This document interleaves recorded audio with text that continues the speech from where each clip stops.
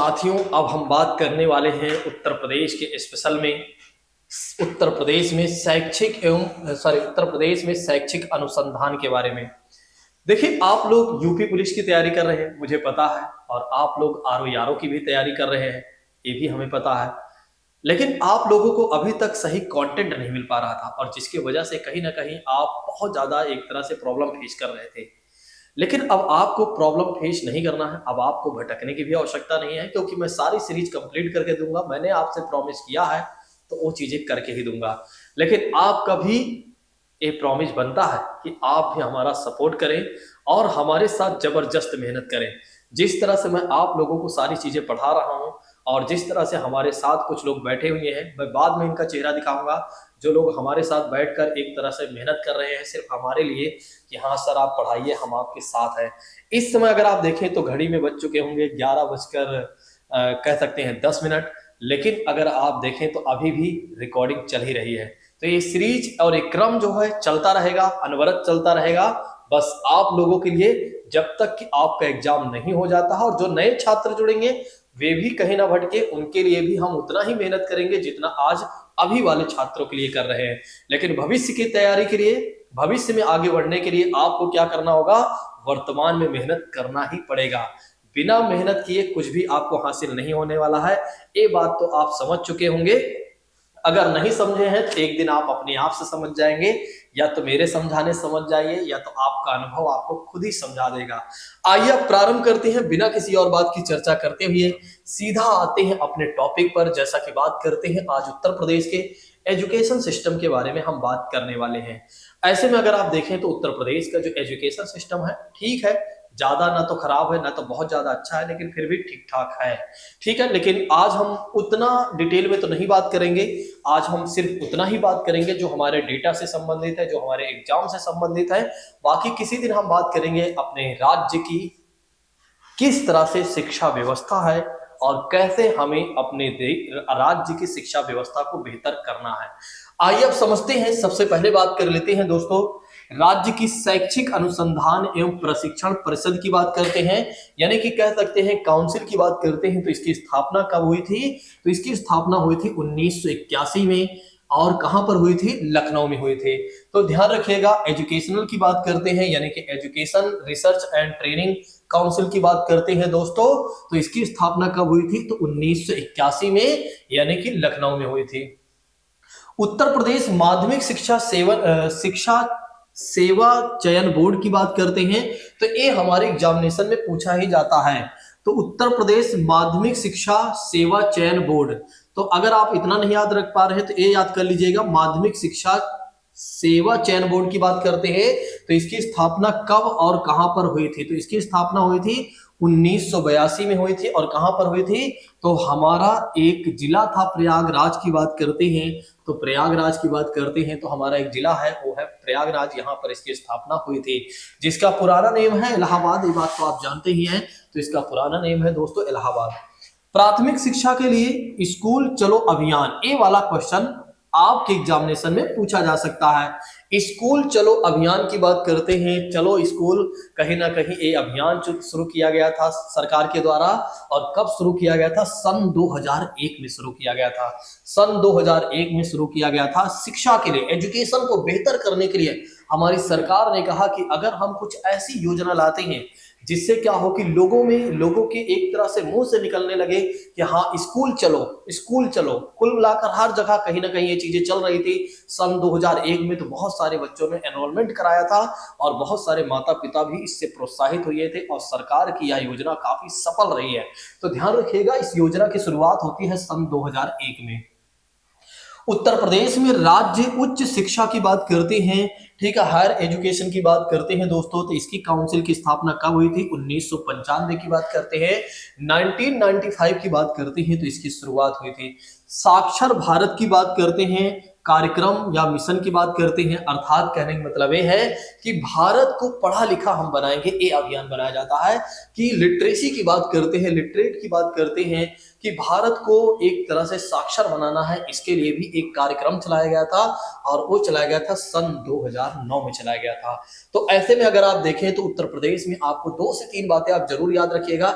एक तो स्कूल चलो अभियान की बात करते हैं जो सन 2001 में शुरू किया गया, और एक आपको याद रखना है साक्षर भारत मिशन या साक्षर भारत कार्यक्रम की बात करते हैं तो इसकी शुरुआत हुई थी सन 2009 में शुरुआत हुई थी। याद रखिएगा, आपके एग्जामिनेशन में यहां से प्रश्न जरूर बन सकते हैं।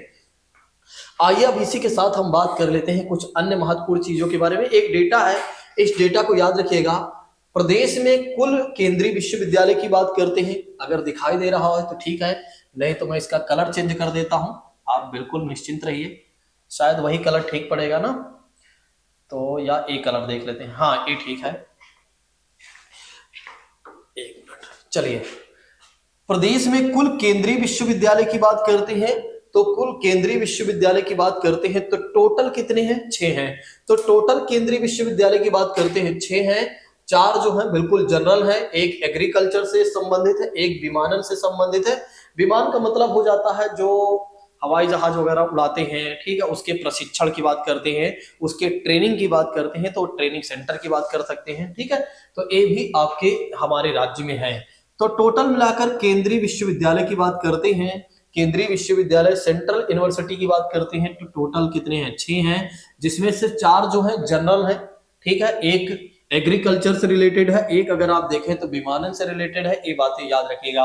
प्रदेश का सबसे पुराना विश्वविद्यालय प्रयागराज विश्वविद्यालय यानी कि इलाहाबाद विश्वविद्यालय, इलाहाबाद यूनिवर्सिटी की बात करते हैं, जिसकी स्थापना हुई थी 1887 में।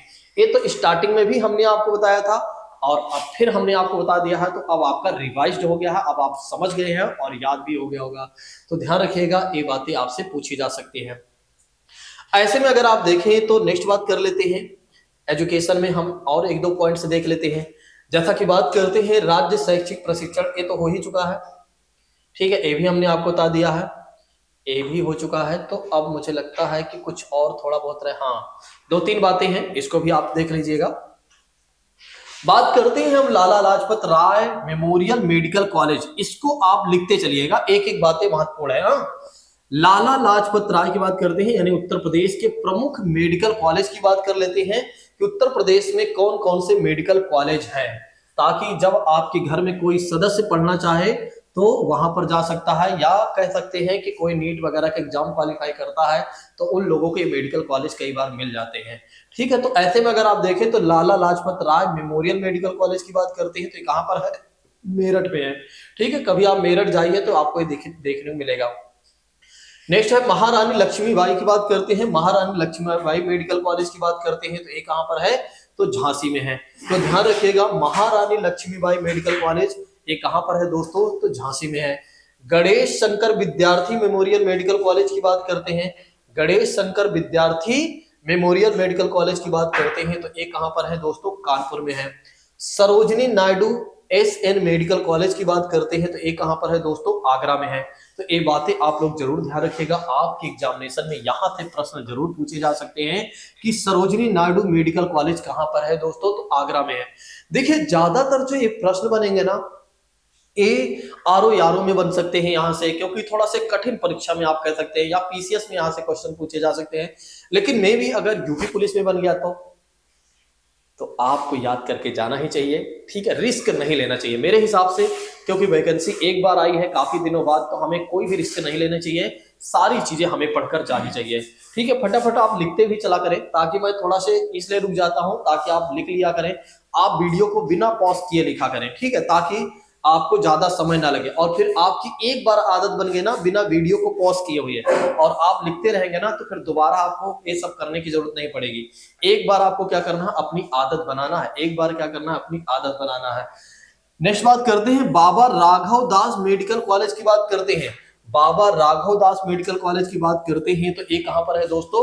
तो गोरखपुर में है। तो बाबा राघव दास मेडिकल कॉलेज कहां पर है? तो गोरखपुर में है। ये वही गोरखपुर है जहां से हमारे मुख्यमंत्री बने हुए हैं श्री आदित्य योगी नाथ की बात करते हैं, तो यहीं से ये मुख्यमंत्री बने हुए हैं। नेक्स्ट बात करते हैं Jawaharlal Nehru medical college. Jawaharlal Nehru medical college की बात करते हैं तो ये कहां पर है, अलीगढ़ की बात करते हैं। तो अलीगढ़ में क्या है, जवाहरलाल नेहरू मेडिकल कॉलेज की बात करते हैं। छत्रपति साहू जी महाराज किंग जॉर्ज जिन्हें कहा गया है मेडिकल कॉलेज या विश्वविद्यालय की बात करते हैं, तो ये कहां पर है, लखनऊ में है। एक बार मैं रिवाइज करवा देता हूं यानी रिवीजन करवा देता हूं ताकि आपको सारी चीजें याद हो जाए। सबसे पहले हमने आपको बताया Lala Lajpat Rai memorial medical college के बारे में, जो कि मेरठ में है। महारानी लक्ष्मीबाई मेडिकल कॉलेज की बात करते हैं तो ये कहां पर है, झांसी में है। गणेश शंकर विद्यार्थी मेमोरियल मेडिकल कॉलेज कहां पर है, तो कानपुर में है। सरोजिनी नायडू, ये भारत की पहली महिला राज्यपाल सरोजिनी नायडू की बात करते हैं, और उत्तर प्रदेश की भी बात करते हैं तो यहाँ की पहली राज्यपाल है। तो इनके बारे में ये भी याद रखिएगा, पहली राज्यपाल के तौर पर भी इन्हें जाना जाता है, यानी कि ये बनी भी हुई थी। और इन्हें अंग्रेजों ने कैसर ए हिंद की उपाधि भी दिया हुआ था अंग्रेजों ने इन्हें, और इन्हीं के नाम पर एक मेडिकल कॉलेज है, वो कहां पर है दोस्तों, आगरा में है। बाबा राघव दास मेडिकल कॉलेज गोरखपुर में है। और जवाहरलाल नेहरू मेडिकल कॉलेज की बात करते हैं तो अलीगढ़ में। छत्रपति साहू महाराज की बात करते हैं तो मेडिकल विश्वविद्यालय एक कहां पर है दोस्तों, लखनऊ में है। तो आज के विषय में हमारी जो चर्चाएं हुई हैं, अगर आप देखें तो हमने बात किया हुआ है उत्तर प्रदेश में शिक्षा से संबंधित अनुसंधान के बारे में हमने जाना है, और इससे संबंधित जितनी भी महत्वपूर्ण बातें थी वो सारी बातें हमने डिस्कशन कर लिया हुआ है। आइए हम बात करते हैं अगली क्लास में उत्तर प्रदेश की अर्थव्यवस्था के बारे में, यानी कि उत्तर प्रदेश के इकोनॉमी सिस्टम के बारे में आइए हम जानते हैं। अगर आप लोगों को क्लास बेहतर लग रही हो तो जाते जाते कमेंट करके जरूर जाइएगा। Thank you so much. जय हिंद दोस्तों, take care all of you.